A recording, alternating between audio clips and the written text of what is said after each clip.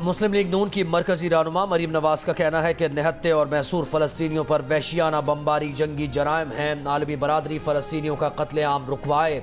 اسلامی ممالک کی قیادت عوام کی امنگوں کی ترجمانی کرے۔ محصور فلسطینیوں کو خوراک اور ادویات کی فراہمی کا بندوبست کیا جائے۔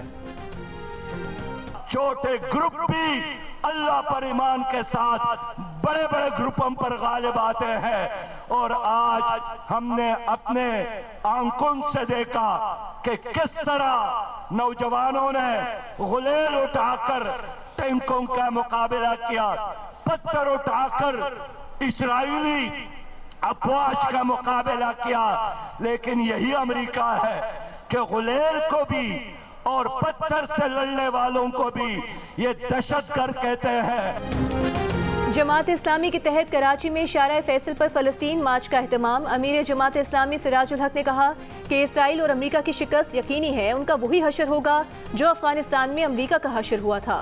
جہاں مائیں اپنے بچوں کو شہادت کا درس دیتی ہیں، پوری دنیا بھی ان کے خلاف ہو جائے تو انہیں شکست نہیں دے سکتی۔ امیر جماعت اسلامی کراچی حافظ نعیم الرحمان نے خطاب میں کہا کہ فلسطینی مسلمانوں کو حوصلہ دینے کے لیے یہاں جمع ہوئے ہیں۔ امریکہ انسانی حقوق کا چیمپئن بنتا ہے، پھر کیسے حماس کی مذمت کرتا ہے؟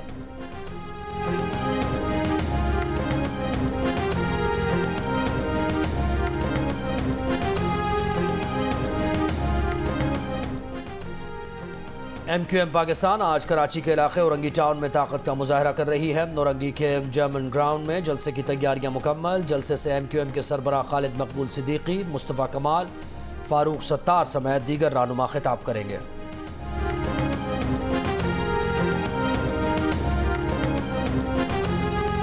لاہور کے علاقے مصطفیٰ آباد میں آج مسلم لیگ نون جلسہ کرے گی۔ پارٹی کے نائب صدر حمزہ شہباز جلسے سے خطاب میں نواز شریف کے استقبال اور عوام کو مشکلات سے نکالنے کے ایجنڈے پر بات کریں گے۔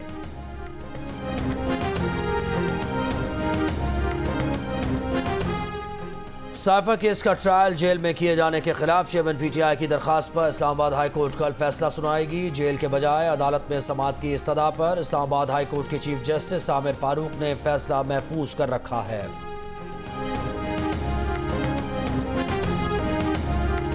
فلسطینیوں سے اظہار یکجہتی کے لیے دنیا بھر میں مظاہرے جاری۔ نیوزی لینڈ میں مسلم اور دیگر تنظیموں کا اسرائیلی حملے کے خلاف بڑے پیمانے پر احتجاج۔ پاکستانی کمیونٹی کی بھی شرکت۔ فلسطین کی آزادی کے حق میں نعرے۔ آئرلینڈ اور کینیڈا میں بھی فلسطینیوں سے اظہار یکجہتی۔ نیو یارک میں یہودیوں کا غزہ کے حق میں مظاہرہ۔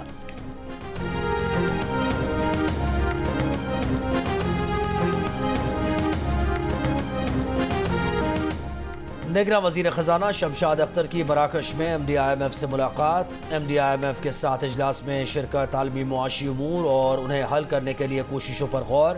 شمشاد اختر کی عالمی ریٹنگ ایجنسیز موڈیز اور اسٹینڈرڈ اینڈ پورز کے وفود سے بھی ملاقات۔ معاشی استحکام، مالیاتی گورننس میں بہتری اور اصلاحات پر عمل درآمد کی یقین دہانی کرائی۔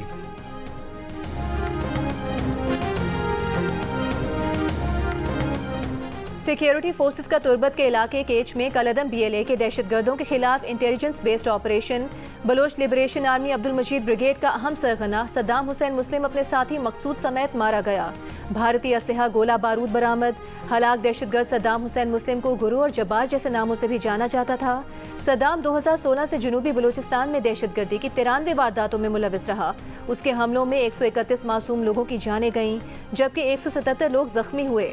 دہشت گرد صدام ستمبر 2023 میں F C head quarter Balochistan پر ہوئے حملے میں بھی ملوث تھا۔ دہشت گرد صدام کا ضلع تربت کے نوجوانوں کو دہشت گرد گروپس میں شامل کرنے میں بھی اہم کردار رہا۔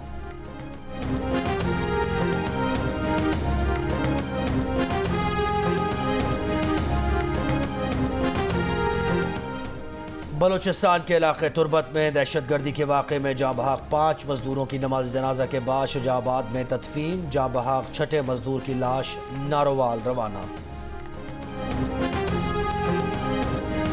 پاکستان میں پیٹرول 36 اور ڈیزل 19 روپے فی لیٹر سستا ہونے کا امکان۔ معاشی ماہرین کے مطابق ڈالر کے مقابلے میں پاکستانی روپے کی قدر میں مسلسل بہتری سے پیٹرولیم مصنوعات کی قیمتوں میں کمی کی توقع ہے۔ ادھر عالمی منڈی میں خام تیل کی قیمت میں 5% سے زائد اضافہ۔ برینٹ خام تیل $91 فی بیرل کی سطح پر پہنچ گیا۔ اسرائیل حماس جنگ سے قبل برینٹ تیل کی قیمت $84 فی بیرل تھی۔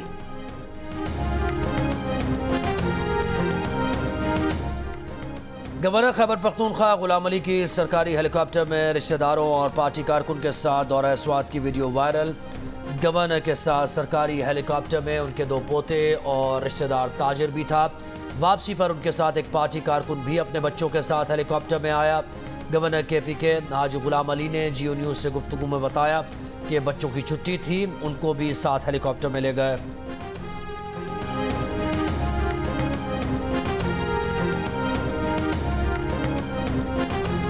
کراچی کے علاقے اورنگی قصبہ کالونی میں شادی کی تقریب میں ماموں کی فائرنگ سے 7 سالہ بھانجا سر پر گولی لگنے سے جاں بحق۔ پولیس کے مطابق بچے کے چچا کی ٹانگ میں بھی گولی لگی، زخمی حالت میں اسپتال منتقل۔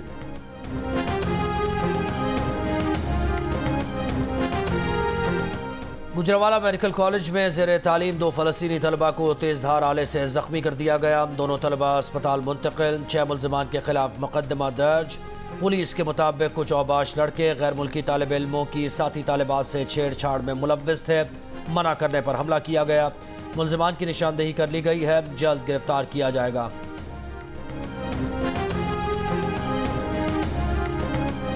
اسلام آباد کے سیکٹر F7 میں گاڑی میں گیس ڈلواتے وقت سلنڈر پھٹ گیا، گاڑی میں سوار 2 خواتین جاں بحق، 2 افراد زخمی ہو گئے۔ پولیس نے حادثے کی تحقیقات مکمل ہونے تک گیس اسٹیشن بند کر دیا۔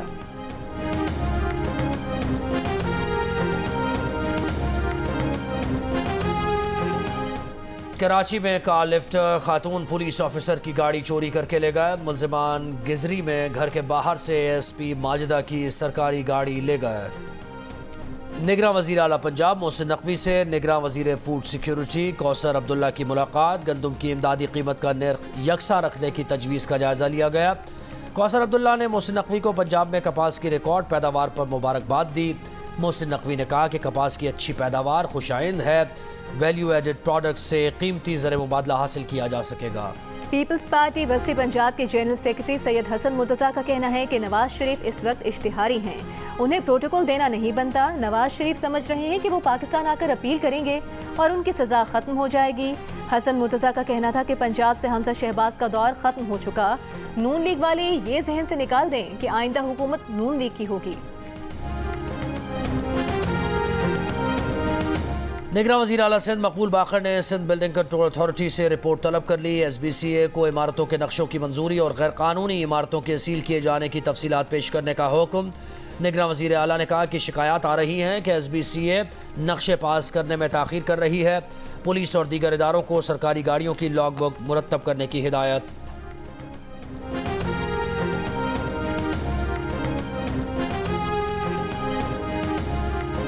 افغان صوبے ہرات میں ایک بار پھر زلزلہ، شدت 6.5 ریکارڈ کی گئی، گہرائی زیر زمین 10 کلومیٹر تھی۔ بھارتی دارالحکومت نئی دہلی میں 3.1 شدت کا زلزلہ، زلزلے کا مرکز ہریانہ کے شہر فرید آباد سے 13 کلومیٹر دور تھا۔ برطانیہ میں فلسطینی مشن کے سربراہ حسام زملت نے برطانیہ سے میسور و مقبوضہ فلسطینیوں پر مظالم ڈھانے والے اسرائیلی حکومت میں موجود جنونیوں کے جنگی جرائم میں ان کا ساتھ نہ دینے کا مطالبہ کر دیا۔